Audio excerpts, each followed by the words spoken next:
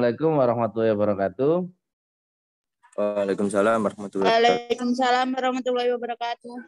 Adik mahasiswa Fakultas Ilmu Sosial Ilmu Politik jurusan Prodi Ilmu Pemerintahan.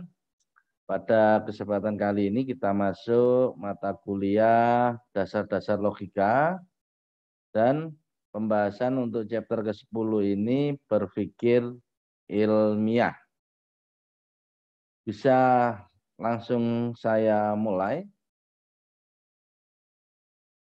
bahwa berpikir ilmiah terlebih dahulu saya bisa sampaikan secara definitif berpikir ilmiah adalah metode berpikir yang didasarkan pada logika deduktif dan induktif. Jadi pemikiran ilmiah adalah upaya untuk menemukan fakta dan ide-ide yang sebelumnya tidak diketahui. Di sini sains disebutkan adalah proses mencari pengetahuan melalui observasi berdasarkan teori atau generalisasi. Bisa kita pahami semua, Adik, bahwa logika deduktif dan induktif ini juga pernah saya singgung di pertemuan sebelumnya ya. Bahwa kalau deduktif itu dari umum ke khusus. Kalau induktif itu dari khusus ke umum.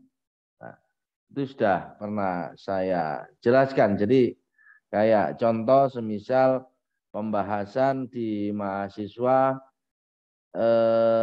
prodi ilmu pemerintahan gemar membaca. Berarti ini kan induktif apa deduktif? Deduktif ya, dari umum. Kemudian Tantowi adalah termasuk mahasiswa pemerintahan yang gemar membaca. Nah, itu dari umum ke khusus. Kalau semisal induktif ini dibalik. Umpama bicara Mojokerto, kita bicaranya Mojokerto baru bicara Jawa Timur atau bahkan Indonesia. Nah, itu contohnya seperti itu. Selanjutnya, langkah-langkah dalam berpikir ilmiah, ini yang pertama adalah merumuskan masalah. Kita rumuskan dulu masalahnya. Bagaimana Pak kalau nggak punya permasalahan? Nah ini jadi problem. Bagaimana kita bisa berpikir ilmiah kalau dari segi permasalahan aja belum kita tangkap. Setelah merumuskan permasalahan, entah itu permasalahan yang dibahas topik contoh kayak otonomi daerah atau kesiapan government menuju ke good governance atau kesiapan mahasiswa pemerintahan dalam menyambut revolusi industri 4.0 atau dalam taraf melaksanakan program MBKM Merdeka Belajar dan yang digagas oleh kementerian yang baru ini seperti apa? Lah ini kita rumuskan dulu permasalahannya. Baru menemukan hipotesis. Hipotesis ini adalah dugaan sementara, jawaban sementara. Jadi apakah ada pengaruhnya kuliah hybrid daring dengan kreativitas belajar? Secara hipotesis dijelaskan, oh ini ada pengaruhnya. Dijawab juga, oh tidak ada pengaruhnya. Jadi ini merumuskan hipotesa, ada dugaan terhadap permasalahan yang ada. Setelah merumuskan hipotesis, maka di dalam metodologinya ada mengumpulkan data. Dalam teknik mengumpulkan data ini bisa ada observasi di lapangan, bisa interview, bisa bagi-bagi angket, atau secara langsung datang ke responden, datang ke objek permasalahan. Ini kita harus menentukan bagaimana cara untuk mengumpulkan data. Data bisa lewat wawancara, observasi, sebagainya. Setelah mengumpulkan data-data itu, maka ini dianalisis. Kalau istilah dalam penelitian, bisa jadi kamu ini jenis penelitiannya ini kuantitatif apa kualitatif. Kalau apakah di situ untuk analisanya pakai deduktif atau induktif. Selanjutnya menguji hipotesis. Apakah diterima atau tidak dalam hipotesis nanti adik-adik mahasiswa bisa dipraktekkan ya. Ini langkah-langkah dalam berpikir, bisa juga dipraktekkan dalam riset atau penelitian yang sudah sebagian adik-adik mahasiswa sudah bikin proposalnya itu. Setelah menganalisis, menguji hipotesis, dan mengeneralisasi, merumuskan kesimpulan. Simpulannya apa? Kalau dalam pertemuan sebelumnya kemarin, ada generalisasi, di situ ada premis mayor, premis minor. Itu juga sudah pernah kita bahas pada pertemuan sebelumnya. Selanjutnya, ada catatan di sini, berpikir ilmiah adalah sebuah metode yang fokus untuk mencapai suatu tujuan berpikir yang optimal. Kenapa optimal? Karena di situ untuk berpikir ilmiah ini juga menggunakan logika-logika ilmiah, menggunakan tahapan-tahapan yang sudah disepakati sebelumnya, sehingga dia tersistematis, terukur, dapat dipertanggungjawabkan. Nah, itu universal. Karena apa? Karena tujuan berpikir ilmiah tentu saja untuk menghasilkan suatu keputusan dan kesimpulan dari proses berpikir yang sah dan benar. Kenapa dikatakan benar? Karena mengikuti kaidah-kaidah yang sudah ditentukan. Sistematikanya ada di situ. Pertanggungjawabannya juga ada. Metodologinya juga ada. Untuk mengukur permasalahan ini menggunakan kaidah-kaidah tertentu. Sehingga nilai probabilitasnya ini bisa dikatakan sah dan benar.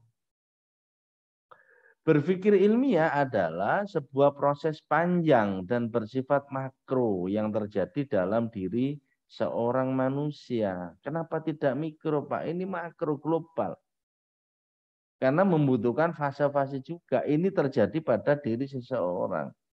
Apakah semua orang bisa melakukannya? Jawabannya bisa.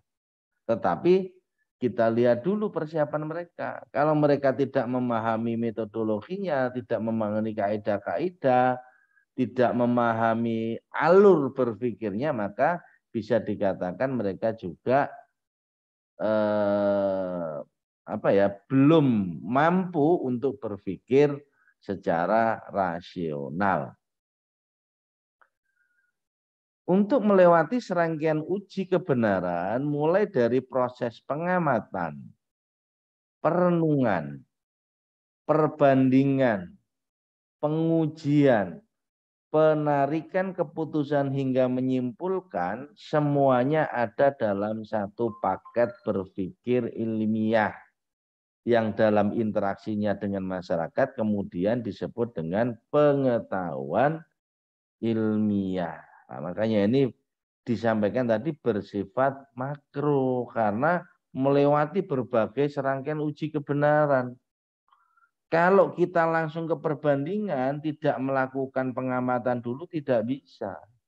Kita melakukan pengamatan, perbandingan, tetapi tidak melakukan pengujian ini juga tidak bisa. Sehingga bisa dikatakan lawannya berpikir ilmiah itu adalah berpikir non ilmiah, karena mereka hanya melakukan pengamatan saja, perenungan, tetapi tidak melakukan perbandingan, pengujian atau penarikan keputusan, sehingga itu tidak bisa dikatakan. Nah, seringkali fenomena sosial kita tiap hari ini dihadapkan dengan persoalan-persoalan yang non ilmiah, karena kebenaran yang disampaikan itu hanya sepihak. Mereka menyatakan bahwa ini sudah datang seseorang terus memberikan pesan-pesan tertentu supaya desa ini bisa makmur harus pilih si A, harus pilih si B. Lah ini kan kita pakainya non ilmiah karena tolok ukurnya belum kita ketahui. Boleh diyakini tapi tidak bisa dikatakan itu adalah mewakili dari kebenaran yang sah. Saya kira itu bisa dipahami sama adik-adik mahasiswa ya. Makanya sebagai mahasiswa ilmu pemerintahan, untuk berpikir ilmiah harus melakukan pengamatan dulu, observasi lapangan, perenungan, harus direnungkan, ada perbandingan. Perbandingan di sini adalah membandingkan dengan kaidah-kaidah atau teori-teori yang sudah ada. Kayak ngomong konflik, misal ya lari, teorinya bisa Kusser, bisa Dahrendorf. Nah, itu yang dipakai tolok ukurnya ya. Kalau partisipasi politik bisa dilakukan Samuel Huntington, nah, atau teori-teori yang lainnya. Ini sudah dipahami sama adik-adik mahasiswa. Sehingga dari perbandingan ini bisa dilakukan pengujian, penarikan keputusan hingga menyimpulkan semuanya dalam satu paket berpikir ilmiah. Adik-adik mahasiswa, setelah kita mengetahui untuk berpikir ilmiah, sarana apa yang harus kita siapkan? Sarana berpikir ilmiah ini apa saja? Di sini saya tulis ada 4. Ada sarana bahasa, ada logika, ada matematika, ada statistika. Nah, kenapa pakai bahasa? Karena pemahaman bahasa yang baik dan benar serta efektif, baik lisan maupun tulisan, menolong seseorang menyampaikan gagasan secara ilmiah. Jadi contoh ini, kenapa pakai gaya bahasa? Loh, kalau nggak ditulis kita bukan pakai bahasa hati, kita bukan malaikat. Kalau tidak berani ngomong ya nulis untuk menyampaikan ide gagasan. Jangan kemudian kita berbisik-bisik tetangga, cuap-cuap di belakang sehingga viral, sudah viral di luar, kita tidak tahu maksudnya apa. Apakah itu bisa dikatakan ilmiah? Tidak bisa. Yang bisa dikatakan ilmiah untuk bahasa adalah disampaikan secara lisan maupun tertulis. Yang kedua, sarananya pakai logika. Kenapa dipakai logika? Karena objek materialnya adalah berpikir ditinjau dari prosesnya. Ada ukurannya, ada sistematikanya. Ya. Objek formalnya adalah ketepatan berpikir. Ini penting ini. Sarana-sarananya ini. Kalau nggak pakai logika gimana? Ya jelas tidak bisa. Karena logika ini yang mungkin tolok ukurnya di situ.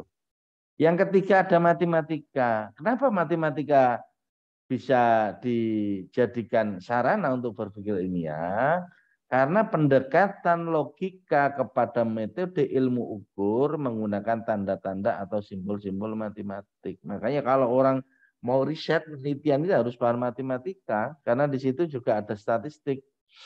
Kalau cara mengisi data interval bagaimana kalau enggak paham matematika? Di situ ada simbol-simbol, ada rumus-rumus yang dipakai.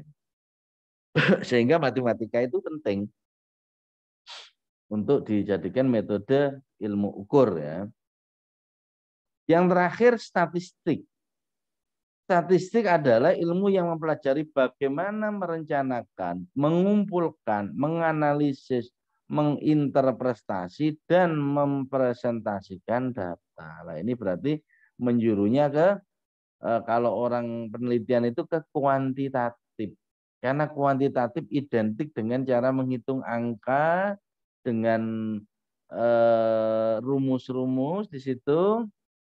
Ada data intervalnya, ada variabel X, ada variabel Y, kita hitung semuanya, kita padukan, dalam angket itu dapat nilainya berapa, variabel X-nya berapa, Y-nya berapa, sehingga probabilitasnya bisa kita ukur. Jadi sangat-sangat ideal.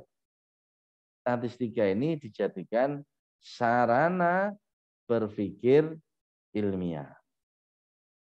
Adik-adik mahasiswa ilmu pemerintahan, Fakultas Ilmu Sosial Politik, Universitas Islam Majapahit.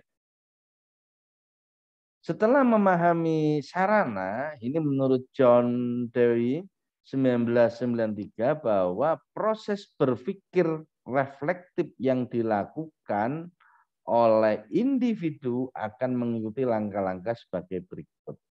Nah, yang pertama, individu merasakan problem. Jadi kayak Tantowi atau Afrizal, ini merasakan problem dulu. Oh, ini problemnya apa ini? Saya supaya nilai saya bagus ini bagaimana? Nah, bagaimana Pak kalau semisal individu tidak merasakan problemnya jelas nggak bisa. Mau riset apa? Mau berpikir apa?